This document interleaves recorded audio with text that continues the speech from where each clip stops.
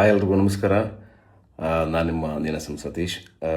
ನಿನ್ನೆ ನಡೆದಂಥ ಅಯೋಗ್ಯ to press ಮೀಟಲ್ಲಿ ನಾನು ಕೆಲವೊಂದು ಮಾತುಗಳನ್ನಾಡಿದೆ.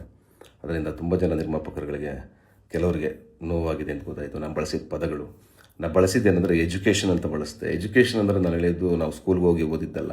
ನಾನು ಹೇಳಿದ್ದೇನೆಂದರೆ ಎಜುಕೇಷನು ಸಿನಿಮಾ ಮೇಲೆ ನಮಗೆಲ್ಲ ಎಜುಕೇಷನ್ ಇರಲಿ ಅಂತ. ಯಾಕೆಂದ್ರೆ ನಾನು ನಿರ್ಮಾಪಕ ಆಗಿ ಸೋತಾಗ ಅದನ್ನು ಕಲ್ತ್ಕೊಳ್ಳೋಕ್ಕೆ ನಾನೇ ತುಂಬ ಟೈಮ್ ತೊಗೊಂಡೆ. ಹೊಸ್ದಾಗಿ ಬರೋರಿಗೆ ಏನಾಗುತ್ತೆ, ಯಾವ ಡಿಪಾರ್ಟ್ಮೆಂಟ್ ಏನು ರೇಟು, ಯಾವ ಡಿಪಾರ್ಟ್ಮೆಂಟಲ್ಲಿ ಎಷ್ಟು ದುಡ್ಡು ಹೋಗ್ತಾ ಇದೆ, ಅಥವಾ ಯಾವ ಡಿಪಾರ್ಟ್ಮೆಂಟಲ್ಲಿ ಇನ್ವಾಲ್ವ್ ಆಗಬೇಕು. ನಾವು ಎಲ್ಲ ಡಿಪಾರ್ಟ್ಮೆಂಟಲ್ಲೂ ಇನ್ವಾಲ್ವ್ ಆಗಿದ್ದಾಗ ಪ್ರತಿಯೊಂದು ಅವರಿಗೆ ಗೊತ್ತಾಗುತ್ತೆ ಅನ್ನೋ ದೃಷ್ಟಿಯಿಂದ, ಅದಿದ್ದರೆ ಒಳ್ಳೆಯದು ಅನ್ನೋ ದೃಷ್ಟಿಯಿಂದ ನಾನು ಆ ಎಜುಕೇಷನ್ ಅನ್ನೋ ಪದನ ಬಳಸಿದೆ. ಅದು ಬಿಟ್ಟು ನಾನು ಎಜುಕೇಷನ್ ಅಂದರೆ ಆ ಥರ ಅರ್ಥದಲ್ಲಿ ಬಳಸಿಲ್ಲ. ಹಾಗೆ ಯಾರ್ಯಾರಿಗೆ ನನ್ನಿಂದ ನೋವಾಗಿದೆಯೋ ಕ್ಷಮೆ ಕೇಳ್ತೀನಿ. ಯಾಕೆಂದರೆ ಯಾರಿಗೂ ನೋಯಿಸಿ ಖುಷಿ ಪಡುವಂಥ ವ್ಯಕ್ತಿತ್ವ ನನ್ನಲ್ಲ, ಆ್ಯಂಡ್ ಅಷ್ಟು ದೊಡ್ಡವನು ನಾನಲ್ಲ.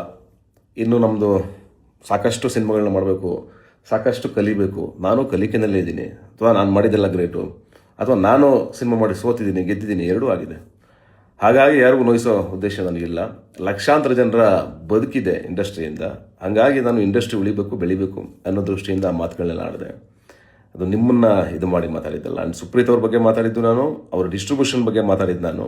ಆ್ಯಂಡ್ ಆ ಡಿಸ್ಟ್ರಿಬ್ಯೂಷನ್ ಪದ ಮಿಸ್ ಆಯಿತು ನಾವು ಮಾತಾಡಬೇಕಾದ್ರೆ. ಹಾಗಾಗಿ ಅದು ಕೆಲವರಿಗೆ ನೋವಾಗಿದೆ ಅಂತ ಗೊತ್ತಾಯಿತು. ಯಾರೋ ಬೇಜಾರು ಮಾಡ್ಕೊಬೇಡಿ. ಆ್ಯಂಡ್ ಅಫ್ಕೋರ್ಸ್ ನಾವಿರೋದು ನಿರ್ಮಾಪಕರು ಇದ್ದರೇ ಇಂಡಸ್ಟ್ರಿ ಕಟ್ಟಬೇಕಾದ್ರೆ ಭಾಳ ದೊಡ್ಡ ಕೊಡುಗೆ ನಮ್ಮೆಲ್ಲ ನಿರ್ಮಾಪಕರದ್ದಿದೆ. ಹಾಗಾಗಿ ಇದನ್ನು ಬೆಳೆಸೋದು ಬೇಡ. ನಾವೀಗ ಅಯೋಗ್ಯ ಟು ರಿಲೀಸ್ಗೆ ಬರ್ತಾ ಇದ್ದೀವಿ. ನಿಮ್ಮೆಲ್ಲರ ಸಪೋರ್ಟು ಬೇಕು, ನೀವೆಲ್ಲರೂ ನಮ್ಮ ಜೊತೆ ನಿಲ್ಲಬೇಕು. ಒಂದು ಸಿನಿಮಾ ಗೆದ್ದಾಗ ಎಷ್ಟೋ ಜನರ ಬದುಕು ಚೇಂಜ್ ಆಗುತ್ತೆ. ಹಾಗೆ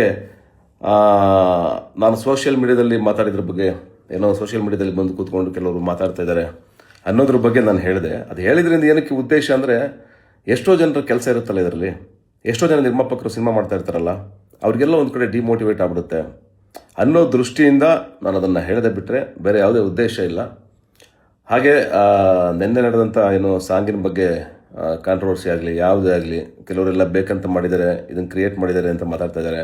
ಖಂಡಿತವಾಗ್ಲೂ ಯಾವುದೂ ಇಲ್ಲ. ಅಲ್ಲೇನು ನ್ಯಾಚುರಲ್ ಆಗಿ ನಡೀತೋ ಅದಷ್ಟೇ ಸತ್ಯ.